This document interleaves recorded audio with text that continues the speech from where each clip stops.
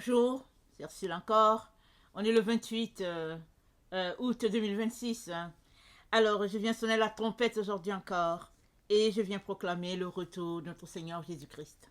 Amen. Soyons tous bénis. Seigneur, remplis la joie de notre Dieu. Alors, nous sommes appelés à bâtir les murs de la Nouvelle Jérusalem. Amen. C'est à ça que Dieu nous invite tous. Il nous convie à bâtir les murs de la Nouvelle Jérusalem. Alors, notre texte se trouve dans Ésaïe 61 et au verset, attendez,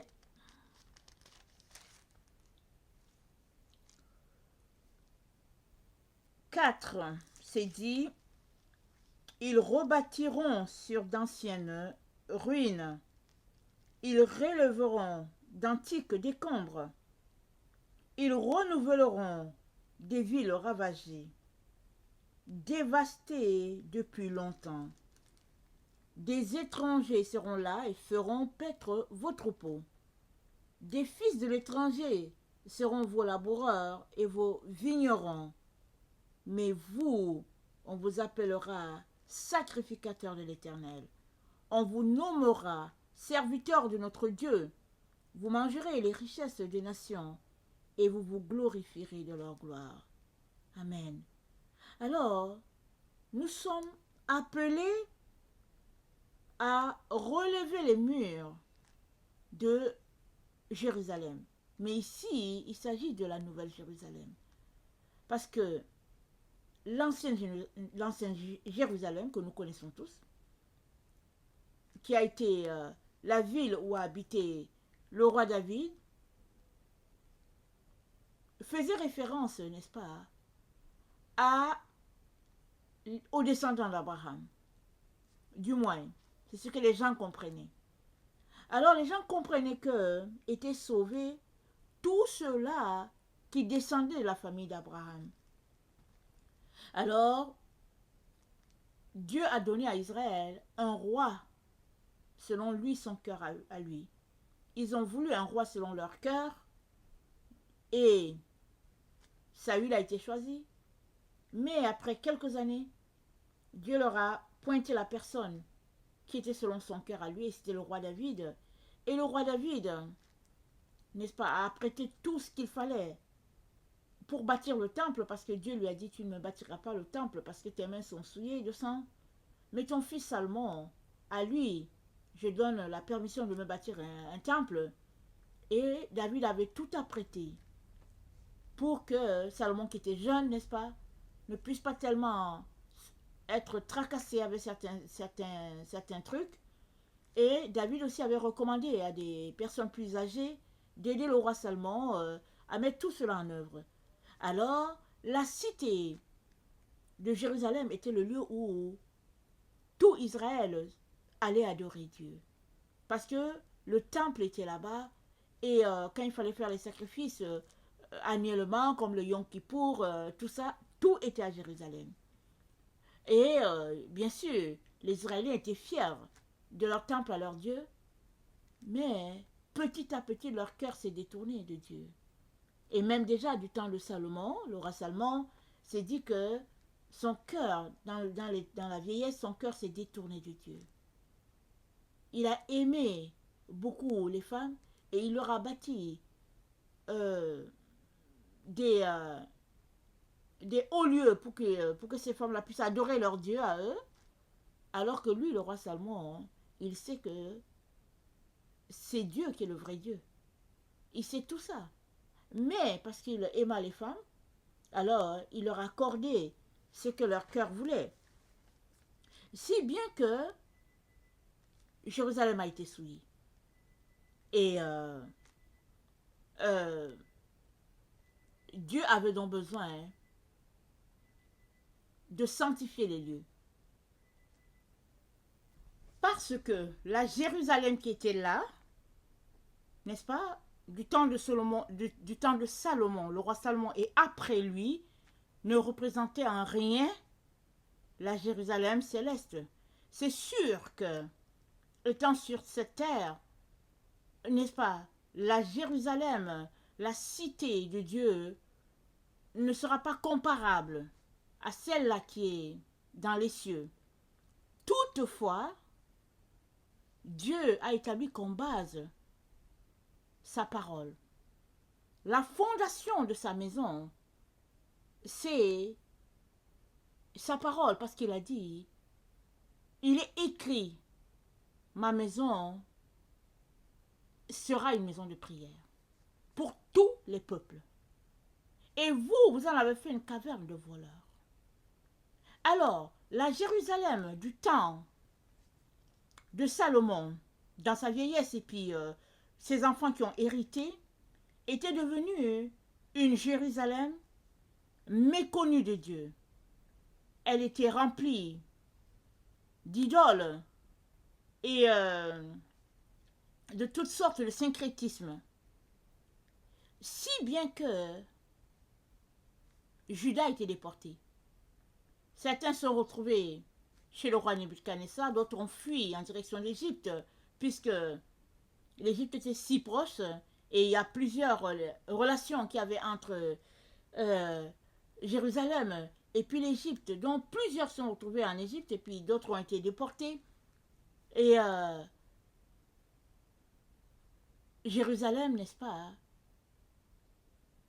a dû rester comme une cité en jachère, c'est-à-dire une cité qui est là, et puis les personnes âgées étaient là, les personnes handicapées étaient aussi dans le pays, et le roi Nebuchadnezzar a assuré l'ordre, il avait mis des intendants qui assuraient l'ordre, c'est-à-dire la ville de la Jérusalem, c'était une ville assiégée. Et puis Jérusalem était assiégée, et ça représentait combien le péché souvent assiège l'enfant de Dieu. Si bien que l'enfant de Dieu ne puisse pas se mouvoir à cause du péché qui était là. Et ça a été ainsi jusqu'à ce que Jésus-Christ vienne. Et il est venu pour purifier les lieux. Par sa mort, sa résurrection, il est entré dans le sanctuaire non fait de main d'homme. Et il y est entré par son propre sang, si bien que il a purifié l'Église, n'est-ce pas, de tout péché, tout mal, c'est-à-dire tout a été lavé, tout a été sanctifié. Si bien que cette Église, n'est-ce pas, il se l'est présenté à lui-même, et tous ceux qui lui donnent la vie deviennent participants avec Christ et sont appelés à relever les murs de Jérusalem. C'est pourquoi c'est appelé la Nouvelle Jérusalem. Parce que c'est un lieu, non pas seulement pour les Israéliens, mais c'est pour tous les peuples sur la terre. Jésus a dit à la femme samaritaine, ce n'est pas un endroit qu'il faut aller adorer Dieu. Il faut aller adorer Dieu en esprit et en vérité. C'est tout. Si tu es au Bangladesh, si tu es quelque part au Mali, peu importe l'endroit où tu es, pourvu que ce soit en esprit et en vérité, tu vas te retrouver en train d'adorer Dieu. Et tu vas te retrouver à offrir à Dieu un parfum de bonne odeur. Alors, là où tu es en ce moment en train de m'écouter, je ne sais pas si tu as donné ta vie à Jésus. Si tu ne l'as pas encore fait, je t'invite à ouvrir ta bouche, à l'inviter à venir être ton sauveur et ton maître. Tu seras fait enfant de Dieu. Et avec cette assurance que tu as d'être enfant de Dieu, le Seigneur va te conduire, il va te guider afin que tu puisses bâtir les murs de la Nouvelle Jérusalem à l'endroit où tu te trouves. Amen. Parce que la Nouvelle Jérusalem, c'est une agglomération de toutes les personnes qui ont donné leur vie à Jésus et qui sont volontaires de renoncer à elles-mêmes afin de bâtir avec Christ et de relever, n'est-ce pas, les murs qui d'antan étaient purs, mais qui ont été souillés par le comportement humain. Alors, voilà pourquoi, dans Ésaïe 61, comme on a lu à notre texte de référence, voilà pourquoi c'est dit, excusez-moi, c'est dit, ils rebâtiront sur d'anciennes ruines, parce que tout a été ruiné. Ils releveront d'antiques décombres. Ils renouvelleront des villes ravagées, dévastées depuis longtemps.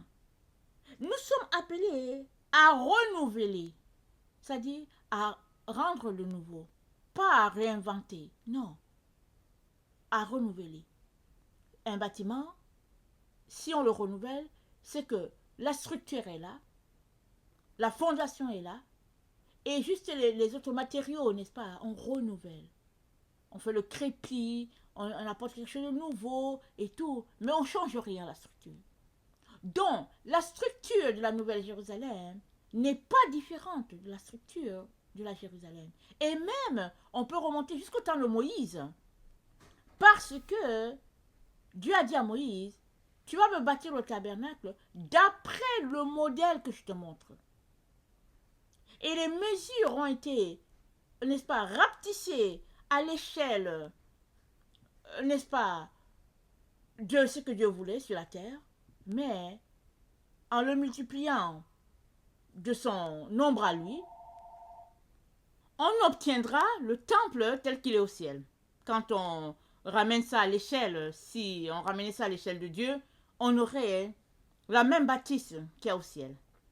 Toutefois, le temple que Dieu a pour nous est un temple qui est appelé à être saint. Alors, ça c'était de façon physique. Physiquement, les gens allaient dans le temple pour adorer Dieu et Jésus-Christ n'était pas encore mort. Amen. Et même, les gens étaient en train de l'accuser. Il leur a dit, détruisez ce temple et en 3 jours je le rebâtirai. Ils se sont concentrés sur cette parole pour l'accuser. Mais Jésus-Christ était en train d'apporter une révélation nouvelle au temple de Dieu. Il était en train de dire qu'il était le temple de Dieu. C'est ça qu'il disait. Il disait, le temple, c'est moi, Jésus. Alors il dit, détruisez ça. Et en 3 jours, ça sera rebâti. Pourquoi les gens voulaient-ils le détruire? Les gens voulaient le détruire parce qu'ils étaient jaloux de lui. Ils refusaient le message que Jésus-Christ leur a apporté. Ils ont dit non. Ils ont traité Jésus de blasphémateur. Parce qu'il a dit qu'il est fils de Dieu. Parce qu'il a dit qu'il est venu au nom de l'Éternel. Alors ils ont dit, ok, comme il est en train de faire sortir des blasphèmes, on va le conduire à la mort à cause de ces blasphèmes. Or, il ne disait que pure vérité. Et donc, avant d'aller à la croix, il avait déjà lancé la nouvelle concernant, n'est-ce pas, le temple. C'était que désormais, le temple, c'était lui. Et après sa mort et sa résurrection, le temple, c'est toi et moi. Chaque personne qui ont donné leur vie à Jésus représente le temple de Dieu, désormais. Parce que, par sa mort, n'est-ce pas, il a exposé toutes les abominations qui se passaient dans le temple. Il a amené la lumière à ce que le temple est effectivement. Et il a dépouillé Satan de tous les pouvoirs qu'il s'était érigé sur les êtres humains. Et il a fait des enfants de Dieu, ou bien il a fait de nous des sacrificateurs pour Dieu. Non plus des sacrificateurs, comme c'était au temps de Moïse, où il fallait faire partie de la famille de Aaron pour être sacrificateur, Mais désormais, si tu as donné ta vie à Jésus, amen, et que tu crois que il est celui-là qui est mort à ta place, tu deviens sacrificateur pour Dieu. Et alors que tu renonces à toi-même et que tu marches devant ton Seigneur, te sanctifiant, te purifiant, tu deviens, n'est-ce pas, le temple de Dieu, à la gloire de Dieu. Et c'est ça que Dieu dit que nous sommes. Nous sommes le temple de Dieu. Nous sommes le temple du Saint-Esprit. Parce que Dieu demeure en nous à travers le Saint-Esprit. Voilà pourquoi le passage dit, nous sommes appelés réparateurs de brèches. Parce que le premier temple, le tabernacle, il n'existe plus. Le temple a été bâti par Salomon et puis lui aussi il a été détruit. Et puis là, n'est-ce pas, Jésus-Christ nous dit, le temple désormais, c'est toi et moi, c'est toute personne qui a donné sa vie à Jésus-Christ et qui a accepté de marcher dans la pureté, dans la sainteté devant Dieu. Voilà pourquoi il est important que nous puissions nous sanctifier, nous purifier. Parce que le temple de Dieu ne peut pas être souillé. Jésus-Christ s'est assuré que par sa mort et sa résurrection, l'Église soit dépouillée de toute sa saleté et puis élevée à la place qu'il lui a établie, parce que l'Église, c'est le corps du Christ. C'est le temple de Dieu, c'est le corps du Christ. Alors, comment allons-nous rebâtir? Nous allons rebâtir alors que nous mettons en pratique la parole de Dieu. C'est comme ça que les murs sont bâtis. Ils sont bâtis, spirituellement parlant, ils sont bâtis alors que nous mettons en pratique la parole de Dieu. Alors, dans le psaume 51, au verset 20, c'est dit, répands par ta grâce tes bienfaits sur Sion, bâtis les murs de Jérusalem. Alors tu agréeras des sacrifices de justice, des holocaustes et des victimes tout entières.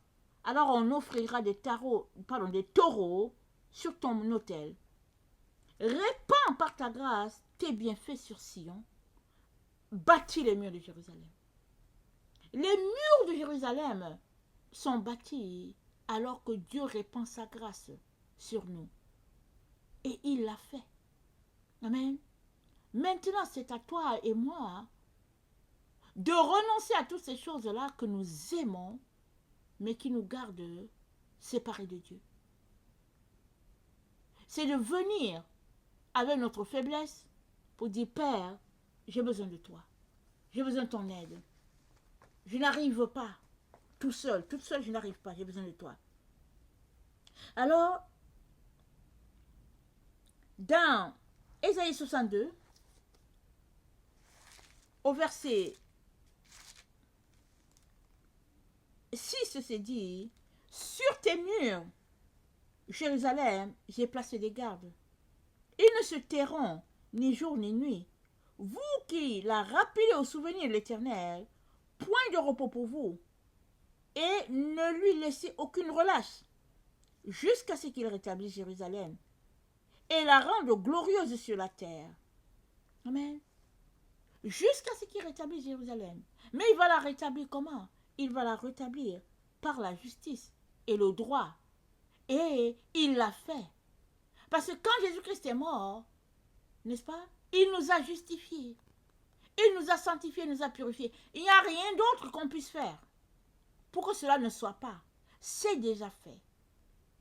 Toi et moi sommes juste appelés à marcher dans ce que Jésus-Christ a déjà fait. Et on ne marche pas n'importe comment. Il va te dire, voici le chemin qui est là. Prends ce chemin-ci. C'est par ici que tu dois passer. Ça dit, on est juste appelé à être des suives, si on veut le dire, et les murs de Jérusalem vont se rebâtir à la gloire de notre Dieu. Et c'est ce à quoi nous sommes appelés. Amen. Et au verset 12, c'est dit, on les appellera peuple saint, racheter l'Éternel, et toi on t'appellera rechercher, ville non délaissée. On les appellera peuple saint, racheté de l'Éternel. Pourquoi? Parce que la nouvelle Jérusalem se bâtit dans la pureté. C'est dans la pureté. Et cette pureté ne vient pas de toi et moi. Elle vient du fait que Jésus-Christ est mort. Il a racheté, n'est-ce pas, son Église. Il lui a donné un nom nouveau. Et il nous demande tout simplement de croire qu'il l'a fait et d'être obéissant, marchant dans ce qu'il a fait. Et lui, il a été l'exemple. Parce que la Bible nous dit, il a été obéissant, et même obéissant jusqu'à la mort, n'est-ce pas? La mort de la croix. Voilà comment il a rendu possible cette sanctification de Jérusalem. De telle sorte qu'elle est devenue la nouvelle Jérusalem. Ce n'est plus Jérusalem l'ancienne, mais c'est la nouvelle Jérusalem, avec le même fondement, celui des apôtres et des prophètes, et bâtie, n'est-ce pas, par le sang de Jésus-Christ qui a coulé. Et il te suffit d'obéir, de marcher. Et toute personne, peu importe la nationalité, peu importe la race, va se retrouver faisant partie de cette Jérusalem-là, si elle a donné sa vie à Jésus, et si elle a renoncé aux œuvres de la chair. Amen. Alors, bâtir les murs ici, ça fait référence à la loi de Dieu. Vous savez, le mur, ça sépare un lieu de l'autre. Quand il y a un mur, il y a une clôture qui est placée. Et c'est quoi les murs? Les murs, c'est la loi de Dieu. C'est les commandements de Dieu. C'est l'amour. Parce que dans la nouvelle Jérusalem, dans l'enceinte de la cité, c'est une vie d'amour. Tous ceux-là qui refusent de marcher dans l'amour sont exclus. Ils sont jetés dehors parce qu'ils ont refusé d'accepter l'amour de Jésus et ils ont refusé de donner l'amour de Jésus. Voilà pourquoi le Seigneur te dit, accepte le message de la croix. Renonce à toi-même et viens te joindre à la nouvelle Jérusalem qui est là, où il y a déjà des milliers de personnes, des milliers de personnes qui font partie. Et à toi, Dieu donne aussi l'occasion de te joindre au groupe. Amen. Alors, dans Ésaïe, au verset, Ésaïe 63, verset 5, c'est dit, je regardais et personne pour m'aider. J'étais étonné et personne pour me soutenir. Alors mon bras m'a été en aide et ma fureur m'a servi d'appui. J'ai foulé des peuples dans ma colère. Je les ai rendus ivres dans ma fureur et j'ai répandu leur sang sur la terre. Donc ici, Dieu est en train de parler, Jésus est en train de parler, n'est-ce pas, de ce qui va arriver. Si on refuse le sacrifice de la croix, alors c'est la séparation définitive d'avec Dieu. Et Dieu n'aimerait pas que tu refuses cela. Voilà pourquoi il te dit, n'est-ce pas, de lui donner ta vie et de te retrouver à être appelé réparateur de brèches. Parce que nous savons que la Jérusalem, elle a été, n'est-ce pas, piétinée. Le temple a été piétiné. C'est vrai qu'au temps de Cyrus, Esdras et puis Néhémie ont été envoyés par le roi lui-même. Il a même déboursé de l'argent de sa poche pour que les murs, n'est-ce pas, du temple soient rebâtis. C'est ce que Esdras et Néhémie ont fait. Mais après encore, n'est-ce pas, il y a encore eu dégradation et puis Jérusalem a encore été dominée. Mais maintenant, il n'y a aucun être humain qui peut dominer sur la Jérusalem nouvelle. Parce que c'est une Jérusalem spirituelle. Elle est faite, n'est-ce pas, de personnes qui ont accepté de donner leur vie à Jésus volontairement et qui marchent dans la promesse que Jésus leur a faite qu'ils font désormais partie de la cité des dieux s'ils renoncent à eux-mêmes, s'ils se chargent de leur croix et s'ils continuent de suivre Jésus. Et c'est là, n'est-ce pas, que nous sommes tous.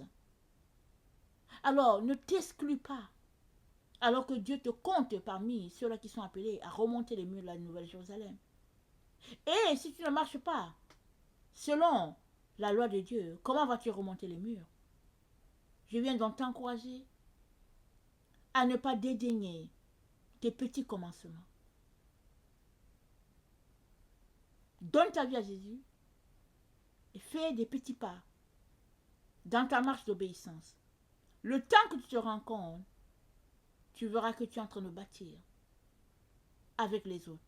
Tu verras que tu es en train de remonter ces murs qui étaient par terre. Parce que c'est dit qu'on t'appellera réparateur de brèches. Voilà ce que nous sommes. Que le Seigneur bénisse sa parole et que nous ne nous lassions pas, n'est-ce pas, de chercher la face de Dieu et de marcher dans ce qu'il a déjà établi pour nous. Amen. Alléluia. Amen.